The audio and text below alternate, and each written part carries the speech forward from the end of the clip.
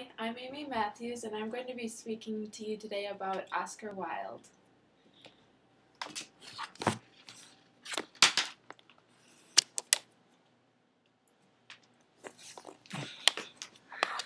Something came on board.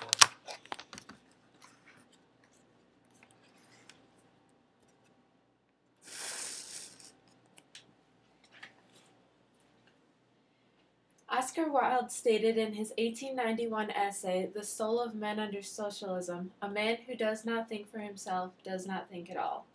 Oscar Wilde lived his life by this motto. He never let anything detract from who he was as a person, and he always managed to be himself, no matter what the harsh consequences may have been. Wilde's way of living is what I believe most people should strive for. They should look at his actions and find inspiration from them. The two key aspects of Wilde's life that show his free thinking are his witticisms and wet lifestyle, and the quantity and content of his work. Wilde was one of the most witty people of all time. He almost always had something sassy or clever to say. In one instance, he stated, "I am so clever that sometimes I don't know a single word that I am saying." According to the European Graduate School's website, Oscar Wilde was the world's first pop star. Long before he had begun writing, he had a reputation for being a fun and interesting person to be around.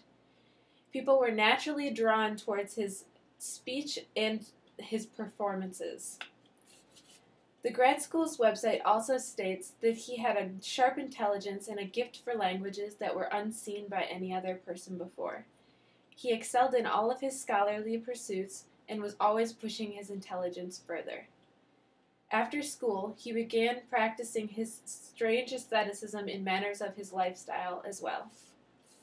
He was often seen strolling the streets wearing expensive velvet coats, long hair, very unusual at the time, knee breeches, and was almost always carrying a flower. This was an iconic look for him, and it made him very recognizable and very easily recognizable.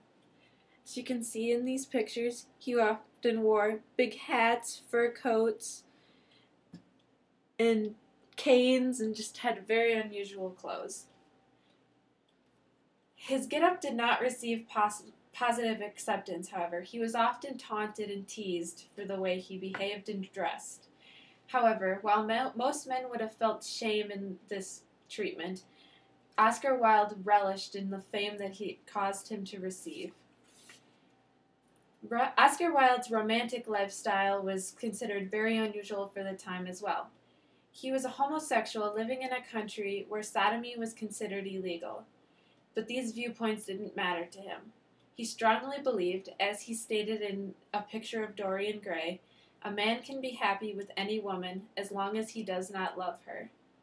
Despite this, he was found guilty, according to the University of Missouri, Kansas City's law website, of this action and was sentenced to 2 years in prison. Wilde had developed his eccentric outfitting from his mother, along with many other traits. His mother was also an author, and she taught him that entertainment rather than truth was always more important in his written works. Because of this, there were many strange occurrences in his writings. His work was filled with outrageously hilarious moments. They weren't realistic, but that was not the point. He only wrote to entertain, just as he only lived to entertain. The Importance of Being Earnest was written in 1895, according to the Victorian Web. It was his most famous work. It was a play about a boy lost in a handbag at a train station at a very young age, and the repercussions of what happened after that. The play seemed to have no real purpose, but actually there was a purpose. The purpose was to point out that there was no purpose. He was satirizing Victorian society's obsession with purpose and overindulgence.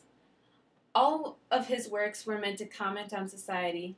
He didn't agree with the morals or lifestyles of the Victorians. Oscar Wilde loved his fame, but he hated the people who gave it to him. He wanted to comment upon all their downfalls, and yet he still wanted to entertain them and to serve a purpose, whether or not it made sense to his readers. Overall, I believe everyone should take inspiration from Wilde. He never let the opinions stop of others stop him from doing what he loved, and he always pushed himself further and further. He was a man like no other, from his clever lifestyle to his written works.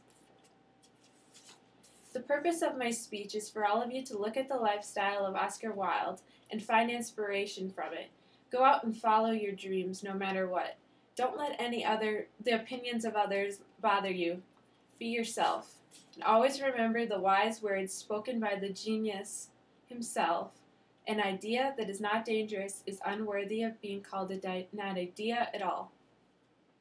Thank you.